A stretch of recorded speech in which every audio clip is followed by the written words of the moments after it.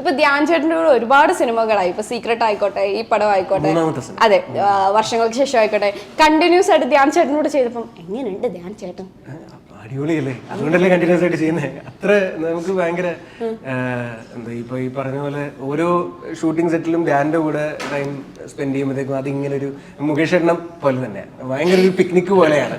അതായത് നമ്മളിങ്ങനെ തമാശകൾ പറയുകയും എക്സ്പ്ലോർ ചെയ്യാൻ ഒത്തിരി ഉണ്ട്. പിന്നെ അത് ഷൂട്ട് നടക്കും, ഷൂട്ടിന്റെ ഇടയിൽ വന്നിട്ട് നമ്മൾ പറയുന്ന തമാശകളും അതൊക്കെ ഭയങ്കര ഇൻട്രസ്റ്റിംഗ് ആണ്. പിന്നെ ധ്യാൻ എല്ലാവർക്കും ഭക്ഷണം മേടിച്ചു കൊടുക്കും.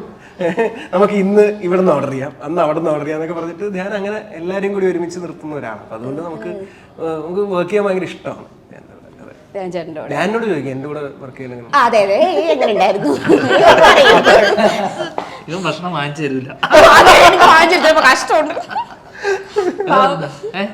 അല്ലല്ല, കലേഷ് കുറച്ചുകൂടെ ഓർഗനൈസ്ഡ്, വളരെ സിനിമ വളരെ സീരിയസ് ആയിട്ട് വളരെ പ്രൊഫഷണൽ അപ്രോച്ചാണ് കലേഷിനടുത്ത്. നമ്മൾ പലപ്പോഴും ചില സാധനങ്ങളൊക്കെ നമ്മൾ ഈ കറക്റ്റ് തിയറിയൊക്കെ പഠിച്ചു വരുന്ന ആൾക്കാരുണ്ടല്ലോ. എൻ്റെ ഡയലോഗൊക്കെ കലേഷ് പഠിച്ചു വെച്ചിട്ടുണ്ടോ?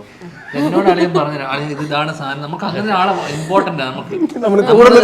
നമ്മൾ പെട്ടെന്ന് സെറ്റിലാണോ നമ്മൾ സിനിമയാണോ എന്നൊക്കെ നമ്മൾ മറന്നു പോകും ചില ഘട്ടങ്ങൾ. അപ്പൊ പഠിക്കുന്ന ഒരു കുട്ടി നമ്മുടെ അടുത്ത് എപ്പോഴും ഒരു കൂട്ടുകാരൻ നമുക്ക് എപ്പോഴും ആവശ്യമാണ്. ഇത്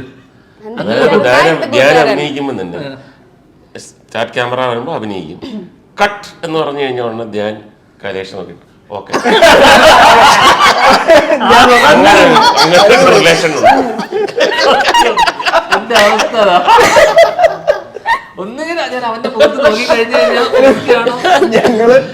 ഞങ്ങള് വർഷങ്ങൾ ഇത് പറഞ്ഞപ്പോഴാണ് വർഷങ്ങൾക്ക് ശേഷത്തില് ആ ഞാപകം എന്ന് പറഞ്ഞ പാട്ടിന്റെ സമയത്ത് വിനീതേട്ടൻ വന്നിട്ട് ധ്യാൻ്റെ അടുത്ത് പറഞ്ഞു, ധ്യാൻ ഈ സമയത്ത് ധ്യാനൊരു സന്തോഷമുണ്ട്, പക്ഷെ അപ്പുവിനെ കാണുമ്പോൾ ഒരു ചെറിയൊരു സങ്കടമുണ്ട്, പക്ഷെ എന്നാലും ഒരു വിങ്ങലുണ്ട്, ചെറിയൊരു ഗിൽറ്റി ഫീലിംഗ് ഉണ്ട്. ഓക്കെ പോവാ. അപ്പൊ ഞാൻ തൊട്ടടുത്തിരിക്കുക,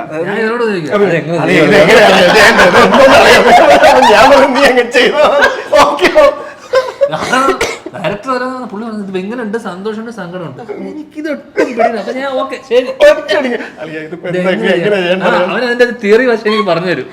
അല്ല ഇത് പണ്ട് കണക്കൊരു ഡയറക്ടർ എൻ്റെ അടുത്ത് വന്ന് പറഞ്ഞിട്ടുണ്ട്.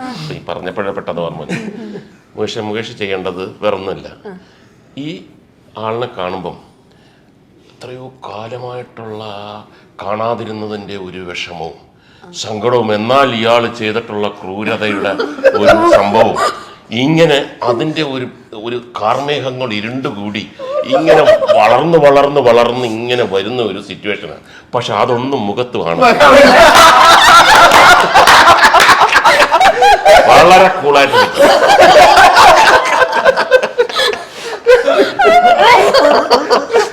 എന്നിട്ടത് വളരെ കൂളായിട്ട് അതാണ് അഭിനയം. അത് അടിപൊളിയായിട്ടുണ്ടോ? അല്ല അതിപ്പം ഒരു ഡയറക്ടർ വന്ന് പറഞ്ഞൊന്നും പറയാം, ഇത് സ്വന്തം ചേട്ടനല്ലേ വന്ന് പറയുന്നേ. അതെ അതെ, ചേട്ടൻ ഡയറക്ടറല്ലേ, എന്നാലും അനിയന്റെ ഡൗട്ടൊക്കെ ചോദിച്ചൂടെ? ഇല്ല, അതിന്റെ ആവശ്യമില്ലല്ലോ. ചെയ്ത് നമ്മൾ ചെയ്ത് വരുമ്പോ എല്ലാവരും പോലെ ഇരിക്കും. പിന്നെ ചേട്ടനും അറിയാം ഇത് ഓക്കെ പറഞ്ഞ മ്യൂസിക്കിൽ നോക്കി പിടിക്കും.